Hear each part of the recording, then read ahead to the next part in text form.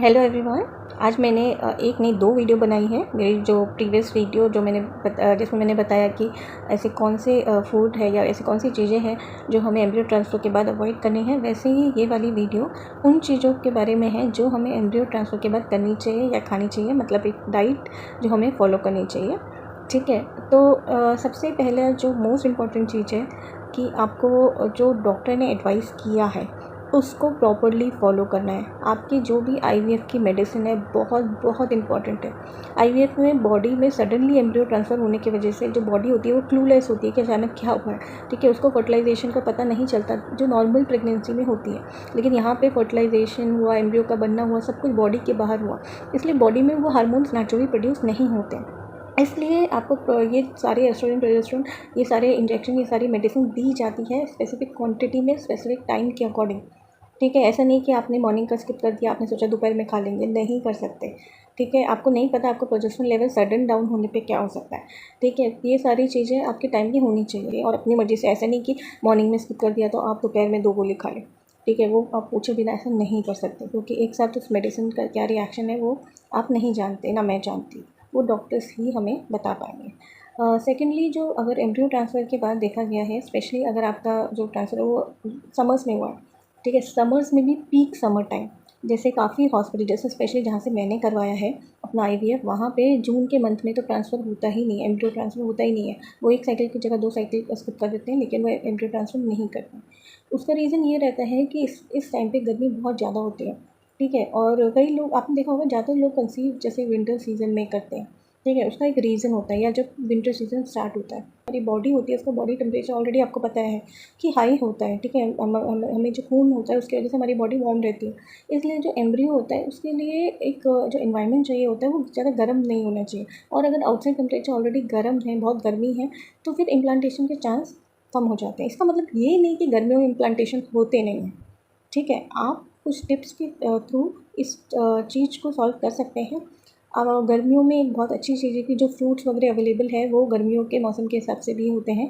ठीक है, तो आप नारियल पानी तो स्पेशली, ठीक है, ये तो मेरा तो पीक समर्स में नहीं हुआ था, लेकिन मैंने डे 1 से जो है कोकोनट वाटर रोज़ अपनी डाइट पे लिया था। मैं ये नहीं कह रही आप 2 लो, 1 तो लो ही। ठीक है, एक 1 ग्लास आप कोकोनट वाटर पर डे आप लो। ठीक है, स्पेशली समर सीज़न में बहुत बहुत इम्पोर्टेंट है। ठीक है, सेकेंडली बीटरूट, आपने देखा होगा, आपको आयरन की मेडिसिन जो फॉलिकुलर एसिड है वो डॉक्टर ने, जब से आप प्रेगनेंसी के लिए ट्राई कर रहे हो आप, या जब से आपने डॉक्टर को दिखाना शुरू किया हो, वो प्रीवियस डॉक्टर भी, तो उसने भी हमेशा आपको फॉलिकुलर एसिड दिया होगा और वो आप इतने सालों से या इतने टाइम से खा ही रहे होंगे। ठीक है, ये आयरन की वजह से। और इस टाइम पे जैसे आईवीएफ में आपने देखा है कि कई लोगों को सिंगल से ज़्यादा प्रेगनेंसी भी हो जाती है। इस वजह से आयरन जो है वो ज़्यादा चाहिए होता है। आयरन डेफिशिएंसी बिल्कुल नहीं होनी चाहिए। और मेडिसिन के अलावा भी हमें आयरन की ज़रूरत पड़ती है, ये नहीं कि मेडिसिन खा ली तो हमें आयरन की ज़रूरत नहीं है। मेडिसिन खाना बहुत ज़रूरी है आयरन की, क्योंकि फॉलिकुलर एसिड कम होने पे जो है बर्थ डिफेक्ट हो सकते हैं या एम्ब्रियो में डिफेक्ट्स आ सकते हैं जो बेबी है उसमें।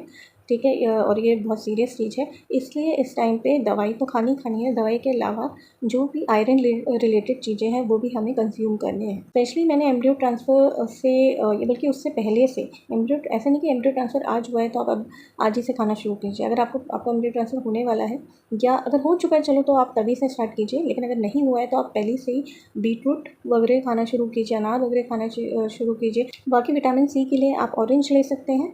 ठीक है, आप कैरेट ले सकते हैं। अपने बॉडी को कूल रखने के लिए आप कुकुम्बर, लस्सी, और इस टाइम पे दही, दही बहुत ज़रूरी है। ठीक है, अगर आपको लगता है आपको कोल्ड एंड कफ हो सकता है या ऐसे कुछ है, तो आप रात को अवॉइड कीजिए, लेकिन आप एक दिन में 2 से 3 बार कम से कम 1 कटोरी दही खाइए। ठीक है, और अगर आप लस्सी पी रहे हैं तो वो भी एक तरह से इक्विवेलेंट ही है। मैंने प्रीवियस वीडियो में बताया है आपको बाहर का खाना बिल्कुल अवॉइड करना है। ठीक है, चाइनीज़ फूड आप बिल्कुल नहीं खा सकते हैं कि घर का आपको नॉर्मल खाना जो भी आप घर में खाते थे पहले भी, वही सेम खाना आप कंटिन्यू कर सकते हैं। उसमें आप कोई ऐसे रिस्ट्रिक्शंस नहीं है सिवाय इसके कि खाना स्पाइसी नहीं होना चाहिए। ठीक है, मतलब ऐसा नहीं कि बिल्कुल स्पाइस नहीं होना चाहिए, पर मॉडरेट में होना चाहिए। कई लोग बहुत ज़्यादा स्पाइसी पसंद करते हैं, जैसे खाने के साथ हरी मिर्ची खाने लग जाते हैं। नहीं, ऐसी चीज़ें नहीं करनी है। ठीक है, प्रिजर्वेटिव्स वाला खाना नहीं खाना है, जैसे कि रेडी टू ईट नहीं खाना है।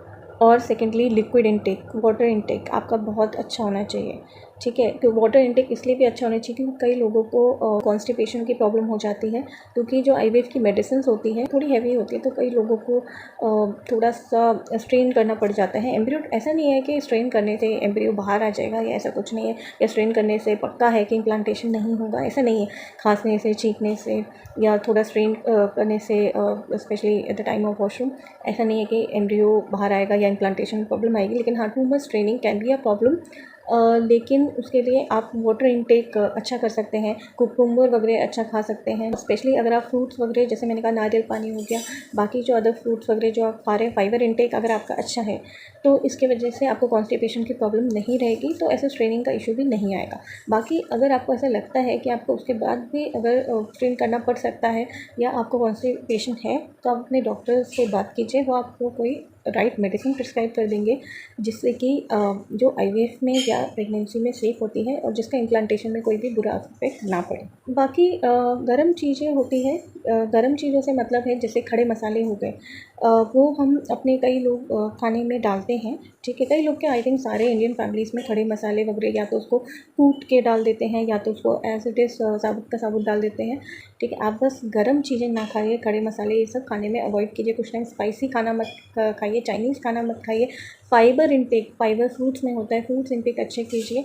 और जो फ्रूट्स मना किए हैं, पपाया, पाइनएप्पल, ठीक है, मैंगोज़ भी कुछ टाइम तक आप अवॉइड कीजिए, बहुत लिमिटेड रखिए। ग्रेप्स और चीकू भी आप थोड़ा कम ही रखिए, ठीक है। बाकी ऐसे कोई रिस्ट्रिक्शंस नहीं है फ्रूट में, आप बाकी फ्रूट्स ले सकते हैं जो सीजनल होते हैं, ठीक है, उनसे ऐसा कोई नुकसान नहीं है। और बाकी लस्सी, दही, ये सारी चीज़ें जो मैंने पहले भी बोला बहुत इंपॉर्टेंट है, ठीक है, स्टमक के लिए इंपॉर्टेंट है। बाहर का खाना बिल्कुल ही अवॉइड करना है, किसी भी हालत में बाहर का खाना नहीं लेना है, चाहे वो कितनी भी अच्छी जगह से हो। कुछ टाइम की बात है जहाँ पे आपने इतने साल से या कितने ट्रीटमेंट करवा के इतनी अजीब इतनी कड़वी कड़वी दवाइयाँ खाई है, इतने इंजेक्शन झेले हैं, उसके बाद आई थिंक बाहर का खाना नहीं खाना कोई बहुत बड़ी चीज़ नहीं होगी। तो और डॉक्टर की टिप्स ज़रूर फॉलो कीजिए, अपने डॉक्टर से कॉन्टैक्ट रखिए। कुछ भी प्रॉब्लम होती है, कोई भी डाउट मन में आता है, कमेंट सेक्शन में पूछ सकते हैं। लेकिन कोई मेजर चीज़ है जो आपको लगता है कि आईवीएफ आपका हुआ है और उसके बाद आपको ये प्रॉब्लम हुई है और इसमें ये नहीं होनी चाहिए थी, कुछ आपको ठीक नहीं लग रहा है, तो डॉक्टर से कॉन्टैक्ट ज़रूर रखिएगा, उनको ज़रूर अपना कंसर्न शेयर कीजिएगा, ठीक है। दवाइयों का बहुत ध्यान रखना है, कोई भी दवाई अपनी मर्ज़ी से नहीं खानी है, कोई भी दवाई का डोज़ ज़्यादा नहीं लेना है, चाहे आपने एक टाइम स्किप भी कर दिया, अपने डॉक्टर को हर चीज़ इन्फॉर्म करके रखना है और अपने आप को बिज़ी रखिए। तो मैं नेक्स्ट वीडियो में मिलती हूँ, तब तक के लिए बाय।